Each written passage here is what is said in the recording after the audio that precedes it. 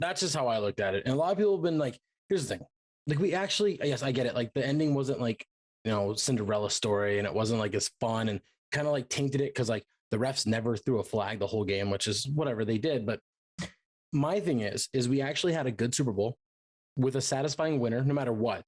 It would have been a satisfying winner. We had guys like Matt Stafford, Jalen Ramsey, Odell Beckham Jr., Andrew Whitworth, Aaron Donald, all get their first ring. Fantastic. Cooper Kupp, Robert Woods, deserving. They all guys that, they're winners. They should get a ring. We're happy for them. Joe Burrow has this story now of like getting so close as a young guy, but now he gets to chase it for the rest of his career. I think that's a good narrative and good story we have, that revenge type thing. And we had a good halftime show. Commercials and like the intermissions weren't too long. I felt like it breezed through and got straight to the game. And the game was fun. And here we all are, because it's our nature to be like, oh, this is shitty, because we've had such shitty Super Bowls in like the past like 10 years. There's been lots of them that have been like duds, that we just want to pick apart everything. You know what? It was good. Not great. It was good. Just enjoy it. Like that's a good thing that we had a good Super Bowl. Yeah, no, I'm not happy with, some of the things, but overall it was good. I mean, you can't be mad, like you said, Stafford getting a ring. I mean, that made my heart, feel with joy. Yeah. I mean, it was basically, he was either cheering for Matt Stafford or cheering for Joe Burrow. Yeah, so I don't think it could be. I don't think the outcome would have been. The outcome going either way wasn't a bad thing. I mean, just hope Joe Burrow don't turn into Marino. Unless you had money on the game, I don't see any way. What you probably am, but I don't see any way how people should be like mad at it. You know what I mean? Like unless you lost money, shouldn't really be mad. I don't really care about all the missed calls. I don't care. It was a good game. I had fun. I enjoyed it all, and I don't want anybody taking down my good time, my good vibes at that. But anyways, welcome on back to Second and Short and the Fantasy Football and Dynasty Football podcast. I took a week off. It was Super Bowl week. Very weird for us to take a week off during the Super Bowl, but I decided, you know what? Let's just rest. Let's enjoy this instead of trying to cram in this stuff. And I get it. A lot of other people are like, let's just shove content down your throat. I just wanted to sit back and relax. I really just wanted to enjoy Super Bowl week. Took everything in. I didn't make a TikTok. I didn't make a tweet.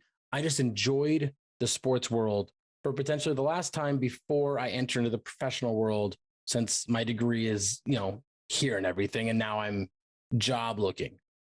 But with all that being said, we're going to jump right back into our buy, keep, and trade segments that were going on. This is edition number 5, and we're going to be talking about the NFC South.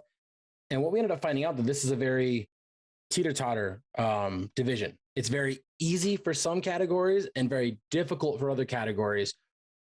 And it's so top heavy with talent, but with the uncertainty around almost every team's quarterback, even Atlanta, there's still some concerns there. We're going to try and break this down. Now, I am your host, Tyler Lauder, joined with Jason, our fantasy expert on the coast. Sorry, I'm kind of taking up this whole intro. Let's go in and let's jump right in. And we're going to, since I've been talking so much, you're going to lead us off with the Buccaneers. That's where we're going. And you're going to give us a guy that you're going to go out and you're going to buy this offseason. In the next 3 months, you're going to go out and buy this guy. I'm going to buy Mike Evans. A lot of people sleep on him. He's 1,000-yard receiver every year. And he's had some shitty quarterbacks. Mm-hmm. Of course, he's got to play with Brady recently, so that boosts all of the talent up. But yeah, people sleep on Mike Evans, and they're not giving him the due that he deserves. And he gets overshadowed and everything. But he's a constant wide receiver that you can go out and you can get. People, like I said, people are sleeping on him. You're going to not have like outrageous value for him, but you're going to pay what you pay, I feel. So you're going to pay fair market value for him, but you're going to get a really good contributing wide receiver that's going to produce and has produced since he's came into the league. Yeah, we're looking at a guy that, like you said, he's been in the NFL. I don't even know what this is, 8 years, 8 years, and that's 8,000-yard seasons. On top of that, he's had 4 seasons with double-digit touchdowns. And if you count that, he's had 6 seasons with 8 or more touchdowns. almost every season he's eclipsed 70 plus yards, except for 2 of them where he eclipsed, he had 67 and 68. So pretty much 67 plus catches a year is what you're looking at. You're looking at 1,000 yards. You're looking at probably about 8 touchdowns a year. That's consistent wide receiver 2, borderline wide receiver 1 numbers that, especially with the quarterback transition that we have right now, is not going to cost you anything. Yeah, that's going to be a selling point because you could say, well, you can unload him. The quarterback, uncertainty, he's not going to put up the numbers. You could spin that to your advantage. If you can buy him right now for a late first, I say you go and do it. It's not even hesitation for me. You go out and you buy him for a late first. Simple as that. He's missed like 4 or 5 games in his career in 8 years. And no matter who's his quarterback, I think he's going to put up 1,000 yards receiving again. I mean, that streak's obviously going to come to an end eventually, but if he's going to downgrade a little bit, he's going to downgrade to like 65 catches, 900 yards, and 5 touchdowns. That's still a reliable wide receiver 2 numbers. Now let's move on to the guy that we should keep. We're going to stay in the wide receiver realm. We're going to talk about Chris Godwin. I tore his ACL. However, guys recover fantastically these days from their ACL injury, and I'm not really worried. And here's the biggest kicker on him. Chris Godwin at the end of this month will be turning 26. That's it. That means his a whole season he'll be 26 before he even hits that 27 mark. And then he hits that prime wide receiver years from 27 to 31. So we're looking at a guy that you can get another 4 to 5 years out of that also had 1,000 yards receiving. Let's look at his thing. He played 14 games, 98 receptions, 1,100 yards, 5 touchdowns. Again, that is with Tom Brady, but his career, his past 4 years, which includes Jameis Winston, he's got 800 yards, 13, 800 yards, 11. So I'm not worried. Even if he misses a couple games next year, he's a guy that I think has an opportunity to continue to be this like wide receiver 1 to 2 range, that like 10 to 13 range. And I think that here's the thing. People aren't going to want to, if you try and buy him, I think it'll be very affordable as well. Same with Mike Evans. I think they're in the same price range. But if you tried to trade him, people are going to use that ACL injury against you. And I don't think that you're going to get peak value for him. So that's what makes him a keep for me.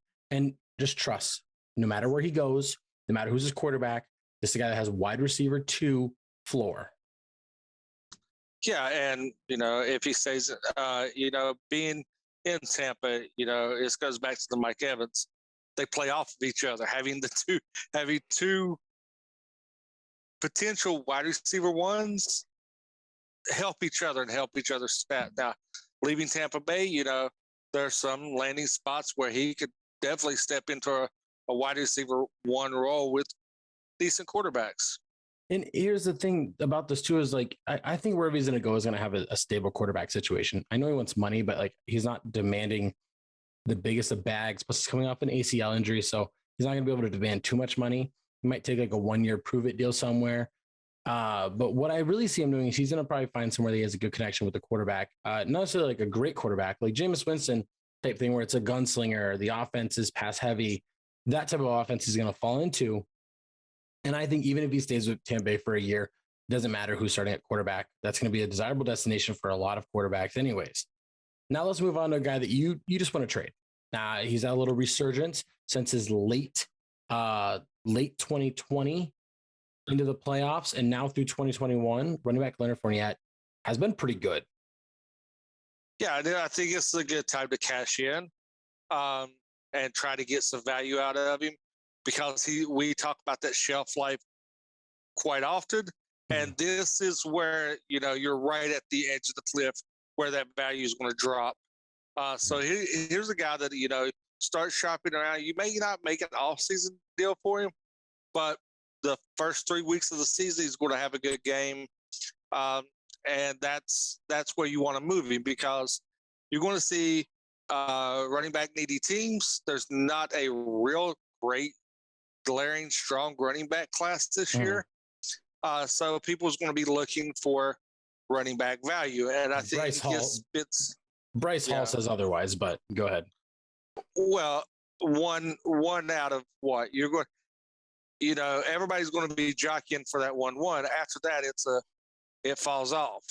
That's what I'm saying. It's not a deep running back class this year where you're going to find, players to get late in the later first round. Quarterbacks and wide receivers are pretty much what you're looking for in this draft class when it comes to your rookie fantasy draft, not running backs. So you're going to get that value to get a late first, early second. I wouldn't go anything below 2.2. If that, and that's in a package deal. I think Leonard Fournette is the perfect type of guy to use coming off of a running back 6 in PPR format, just based on what I'm looking at. He had over 1,200 total yards. He had 10 total touchdowns. He had over 200 total touches, like 250 total touches. He's the type of guy that I think you can use, like if you were a contender this year and you have him, to package like your late first and him to move up into the draft. Is the type of guy that the type of thing you should be looking at for a team that is like middle of the road. Maybe you can move up into that 1.4 range. Maybe somebody owns the 1.3 in a non-super flex league, and something like that where you can move up. Or if you can just trade him straight up for 110, I wouldn't be mad against that either. I do think he is a guy that we're hitting. Running backs hit a certain peak, and he just turned 27, so we're at that range right now where I think his value is going to be almost at its max that it ever will be again. And I think his age is going to get used against him every year after this. So this is the offseason to get rid of him, especially if you can get a first round pick. And if you can get a 2023 first, I think a random 2023 first is better than Leonard Fournette right now. Now, let's move on to the Atlanta Falcons. We're going alphabetically based on team attacking name, their power name. So the Falcons come up next. And we're going to talk about a team that is very difficult to judge because here's the thing. Could you go out and buy Matt Ryan? Sure. You probably could. In a super flex league, he's probably one of the more obtainable quarterbacks you can actually buy from a team. In a single quarterback league, I wouldn't really need him or touch him. Hopefully your quarterback is better than Matt Ryan. I don't really see how this offense is going to continue to move up or get better. With another year of him getting older, he didn't really, do much. So we're just going to talk about all the pass catchers that he has at his disposal. So a guy I'm going to try and buy is the current wide receiver 1, technically, Kyle Pitts, but is Russell Gage. Now, Russell Gage is a guy that I think that, pending what the Atlanta Falcons do at the wide receiver position, could come back as their number 1, at worst number 2, and he's going to benefit from the amount of targets that are going to be available. If Calvin Ridley is gone, then I just see in a situation where all those abandoned targets are going to kind of go to Gage and Pitts. And with that being said, I think he is a very obtainable guy that has wide receiver 3 upside. And I think that if you can get a guy that can finish as wide receiver 36, that doesn't sound fantastic, but you could probably get him for a late second. And you could turn around and you could have a guy that is flexible half the weeks of the year and is going to have that big potential for you. He finishes wide receiver 38 this year. We have to remember that's with Calvin Ridley going out. He had 66 receptions, 770 yards, and 4 touchdowns. Now, if he would have been able to spread this out throughout the whole season as the number 1, I bet he would have eclipsed over 1,000 yards, probably about 80 to 90 receptions with how much they throw in this offense. Yeah, and I think it's a good target in this situation because you're going to see a changing of the guard. Matt Ryan is waning, but he did produce when called upon. Yeah. So you're looking for that buy low with the hopes of getting a good return, good solid flex option, and a streaming matchup option. Yeah. Now let's move on to a guy that you're going to keep. And I think the reason you're going to keep him is because he's too valuable. Let's talk about tight end Kyle Pitts. Yeah, and I'm eating crow on this because I was not a Pitts fan, but I was not. But he did slide in that Julio Jones, lots of yards, no touchdowns. But this is somebody that I think is a generational talent. I watched pseudo highlight reels, heard the hype, and sometimes the hype, in my opinion, people overhype players. I don't think he was hyped up enough based on the production we got out of year one. No. He definitely eclipsed all the hype that had him. He's a generational player. He's got that big body. He's got uncanny speed, especially in the matchups he's drawing against linebackers that he is just flat out abusing. Yeah. So, yeah, I think if you have him on your team, this is somebody that you got to hold on to, unless the only reason I would get rid of him is if you're in a major rebuild and this is your only asset. Yes, in that sense, because he will get you so much. My fantasy league, I think I looked at this a couple of weeks ago, like 2-3 weeks ago, and he was already in the top 12 of startup drafts ADP, just based upon his. I mean, think about this. He finishes tight end 6 with 1 touchdown. 1. That's insane. People demand and crave high profile tight ends in fantasy football because they're so hard to come by and so hard to get. You're not gonna get something that is gonna benefit the package or like the value that he's gonna give you week in and week out for the next, if you have a good league, the next 13, 14 years. You're set. Don't even look at another tight end for the rest of your time playing Dynasty in the league because you're good. You're good. You can pick up guys in the second round of the rookie draft and to be like, hey, if this guy sort of pans out and is a starter, cool. If not, who cares? It's kind of the thing. Like if you can draft like in a single quarterback league, let's just say in the rookie draft, you get a good rookie quarterback like Pat Mahomes. You got him in the second round, probably like 2-5. You never have to look at quarterback again in the rookie draft for the rest of your time playing in that league. That's the type of guy Kyle Pitts is. And I think he's going to change the game. We already see guys like, think about this. In the upcoming NFL draft, Kyle Hamilton, the safety out of Notre Dame, 6'4", 220 pounds. That's a safety.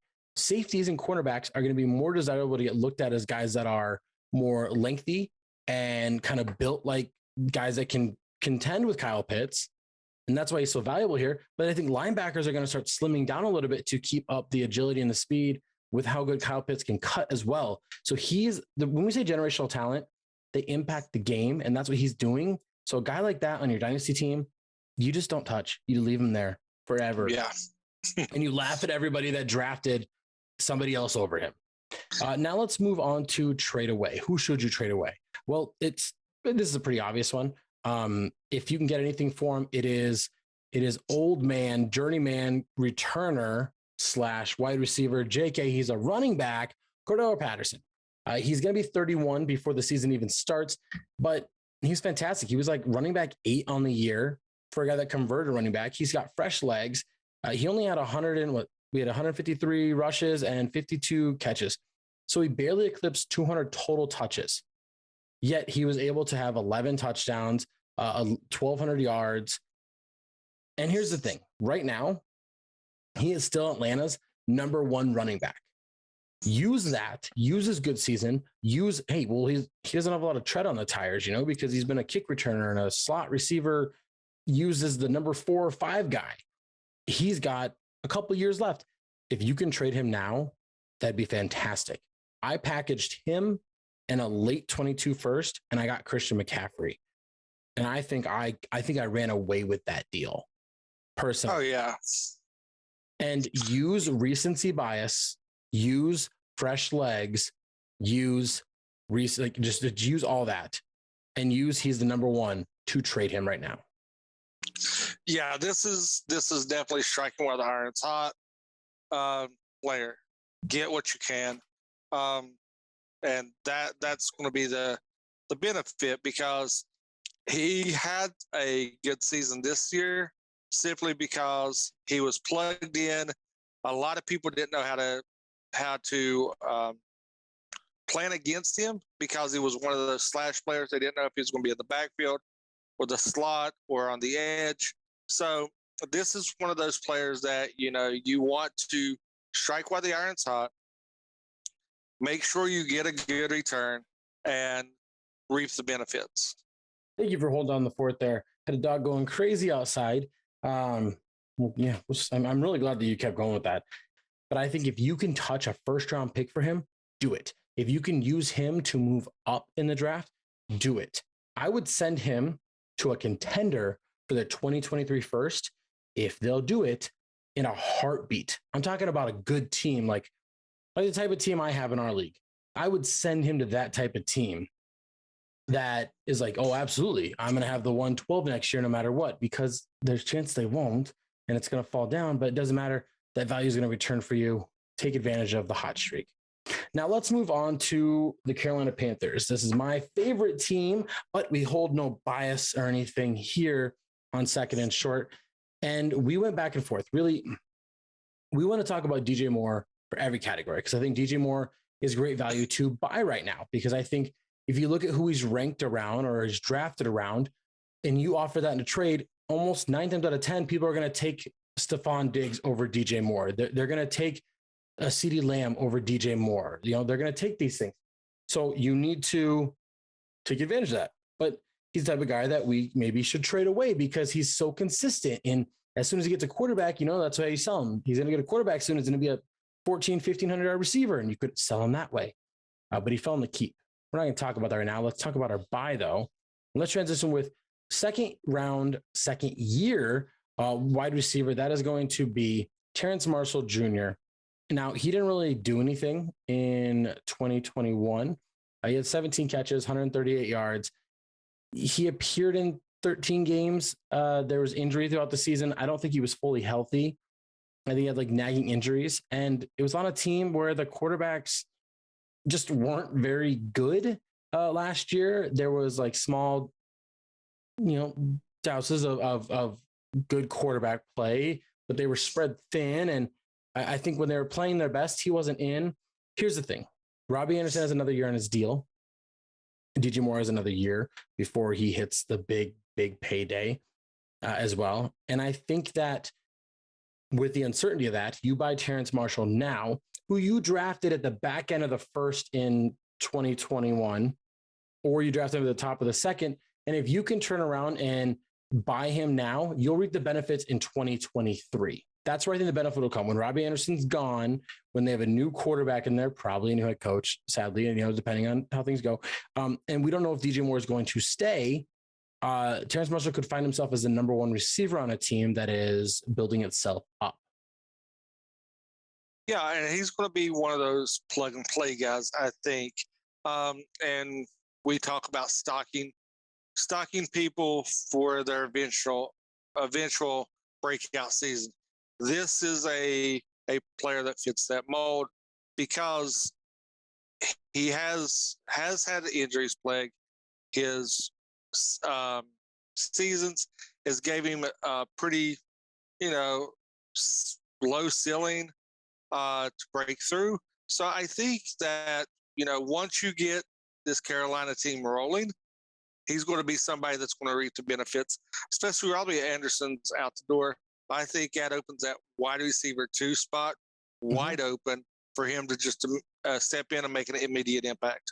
Yeah, and he's a good talent.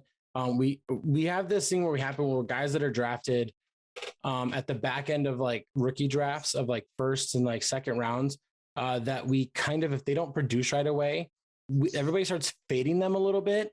And yes. I'm telling you right now, I'm in the middle of like negotiations. Like I'm loaded at receiver in this league. So mind this, okay? And I'm just trying to buy a backup tight end. And pretty much I'm in a situation where it's like Terence Marshall for Logan Thomas is like the value that I'm in. And we're trying to find that extra piece to close the gap between Terence Marshall and Logan Thomas. And it's not a very big gap based on this guy wanting Terence Marshall. So that's how low his value is right now, is like a 30-year-old tight end that is going to be your tight end 2 on your team, plus like a late pick. Because of that, I think he's very obtainable. He's very cheap. You could probably get him for like, you could probably send like a late second round pick for him this year and probably snag him, probably even cheaper. You could probably use it as like, hey, I have 2-1, you have 2-7. Why don't we swap and you give me Terence Marshall? You might even be able to pull that off this year. So I think it's an easy buy. Now let's talk about keep. I mentioned him earlier, DJ Moore. Go ahead, Mr. Reliable, Mr. Consistent, AKA potentially going to break out as the new Steve Smith. Let's talk about DJ Moore. Yeah, I mean, looking at his numbers, This is crazy because he's putting up solid numbers and not getting credit for it, and that is shocking. Carolina has not had the best quarterback play over the past few seasons, but he's still producing it, and he's targeted right now as like wide receiver 13, which is that borderline wide receiver 1 on a team.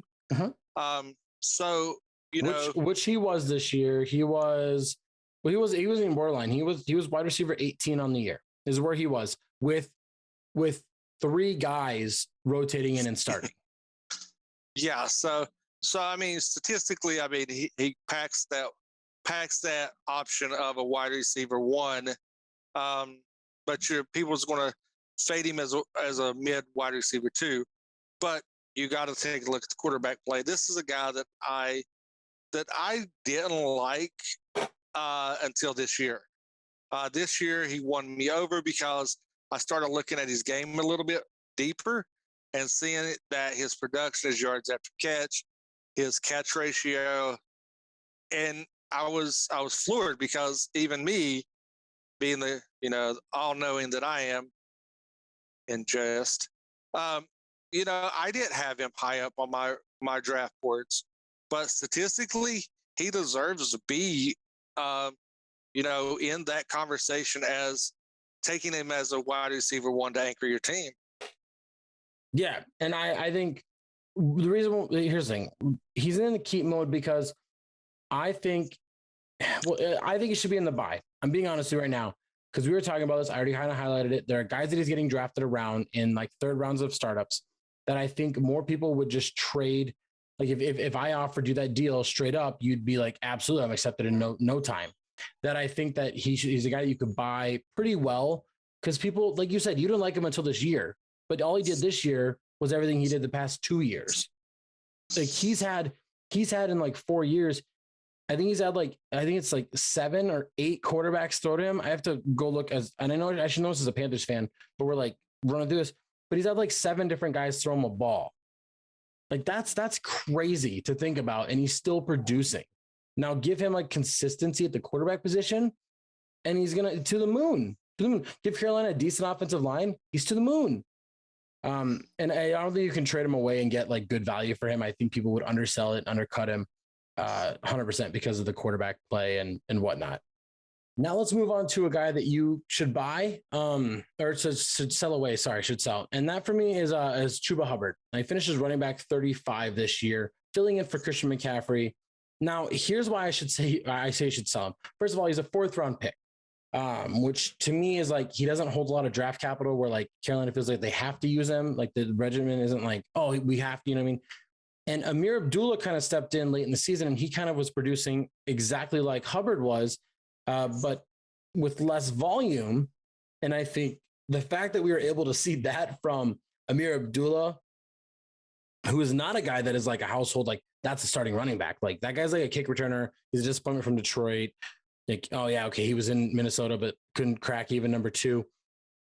When you see that right there, that tells me that Hubbard is a guy that I kind of want to get rid of because it shows that Carolina is just kind of willing to use a hot hand if McCaffrey's not there and Hubbard isn't like the guy. I think the talent is still there. And I think you can use like his college production and his talent and the fact that he is behind Christian McCaffrey and Christian McCaffrey might not ever play like, again at the top tier level. You can use that to help sell Hubbard 100%. Now, don't sell him for picks straight up. I think he's a package type guy. Like you pair him with a wide receiver 2 to get a wide receiver 1 type deal, something like that. Like you pair him with Dallas Goedert to somehow get Mark Andrews. You know what I'm trying to say? Like something, I'm not saying that deal would work, but you know what I'm trying to say?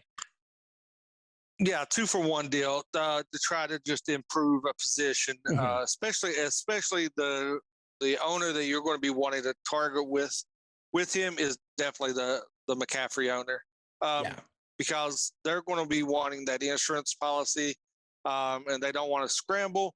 So they've seen what happens this year when McCaffrey goes, when McCaffrey goes down.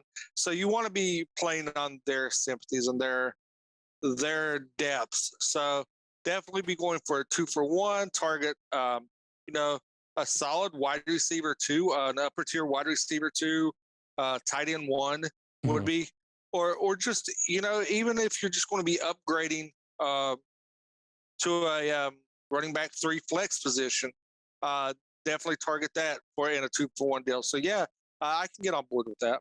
Yeah, and back to the Amir Abdullah thing, just for reference for everybody, because not everybody watches Carolina Panthers games. Chuba Hubbard played all 17 games last year, and he amassed 37 attempts, like that's targets. In those 37 targets, he had 25 catches. Amir Abdullah played 6 less games than him and had 12 more targets and 10 more catches. Like he had 12 more targets in 6 less games. If you expand that over a 17 game, he would have had like 24 more targets or 22 more targets than the guy that was supposed to be the starting guy after McCaffrey went down. Something we have to remember there. So I don't trust enough in Carolina's coaching staff to put the ball in his hands enough. I think they'll ride the hot hand pending Christian McCaffrey going down.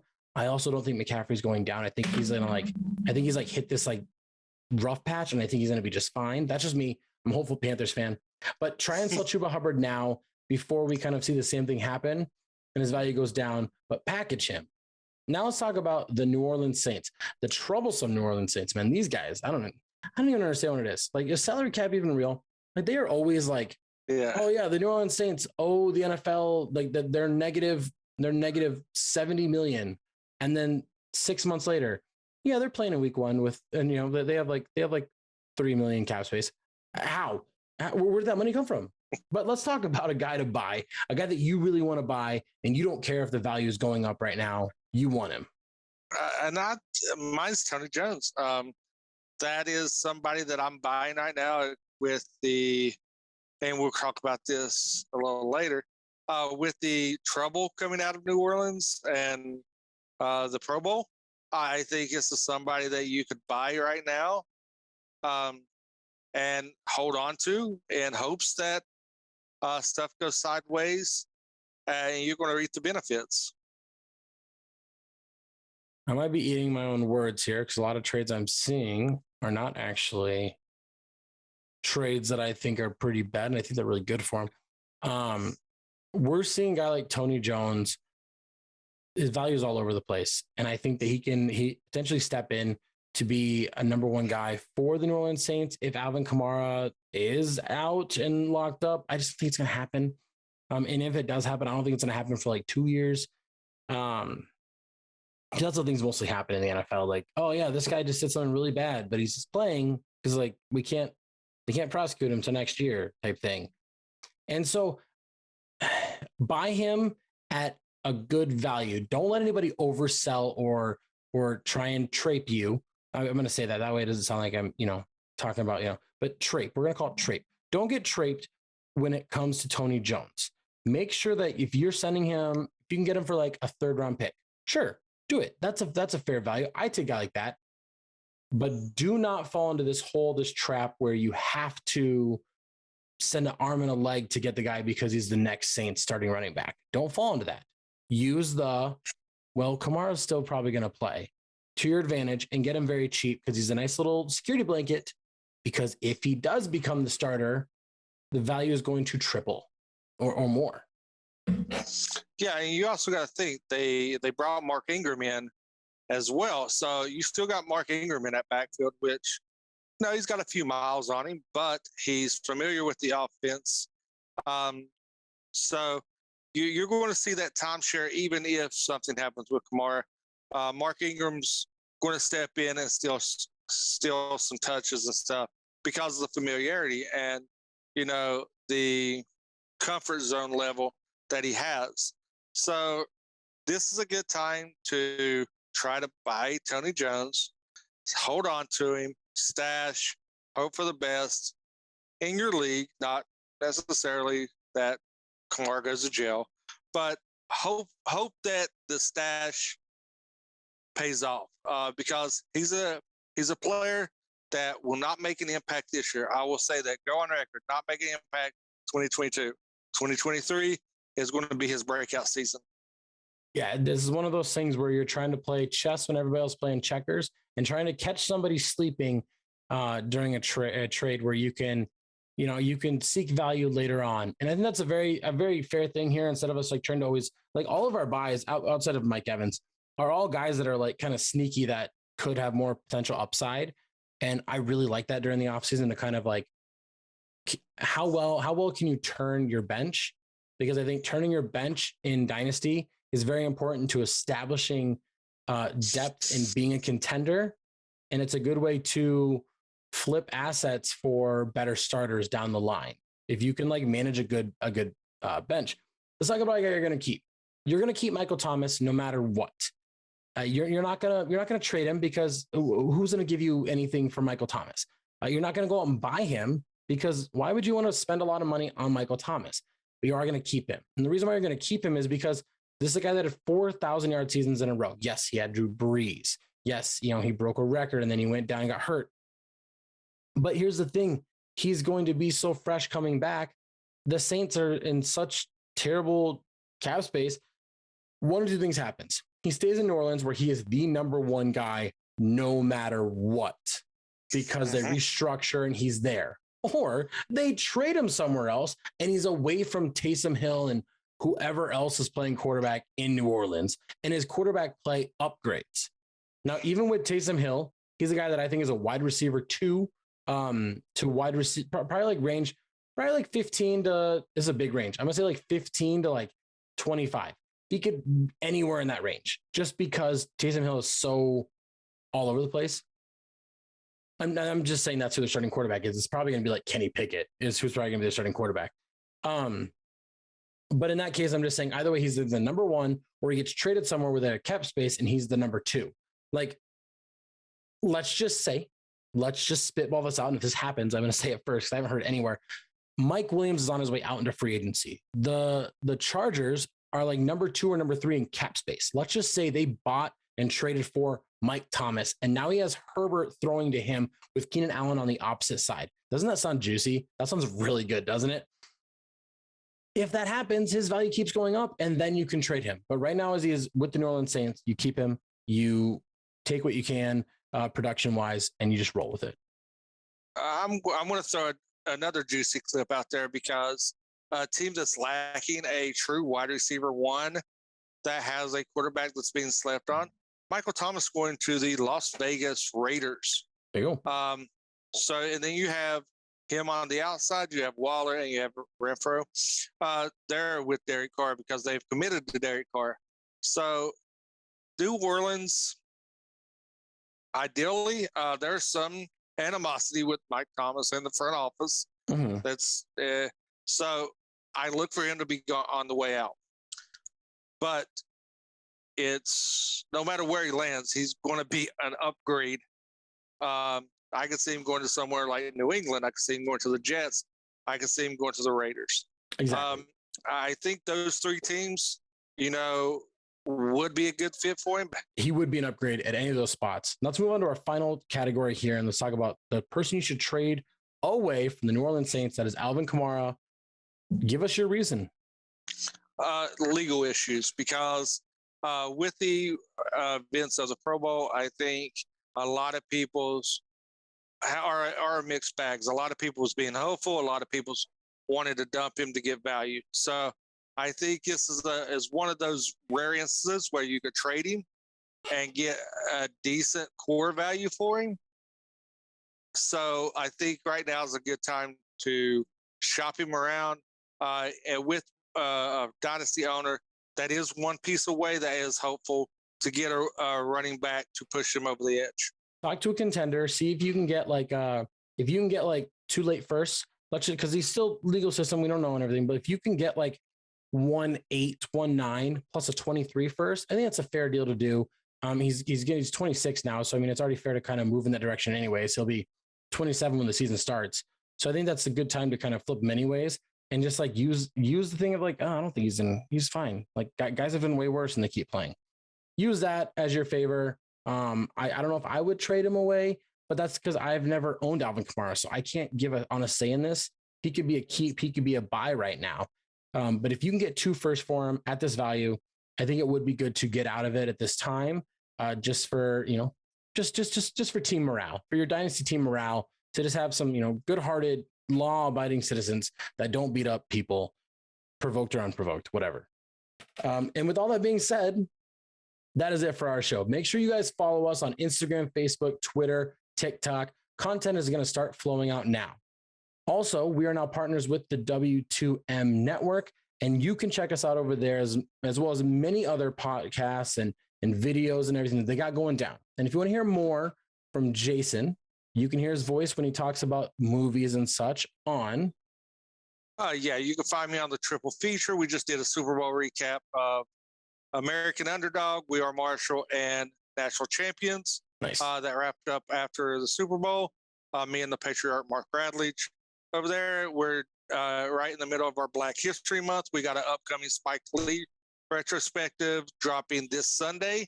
So yeah, pop over there, hear my take on some movies. If you want to see a different side of me than, the guru of fantasy football. And if you want to see more from me, I talk about MTV's The Show, The Challenge, reality-based competition show, featuring reality stars, competing for lots of money, fun little drama show. I talk about that with MTV Malik and Giftmaster Bex over at Love War Challenges podcast. And sorry I stepped away so much. Crazy time going on right now. Dogs are barking like crazy, but Jason held down the fort. Be sure to tune in, subscribe and follow here on YouTube, because we have a 32-team series on what teams should be doing in the offseason that I'll be breaking down each team individually, coming soon, starting next week. With all that being said, thanks for listening, and you guys enjoy the offseason.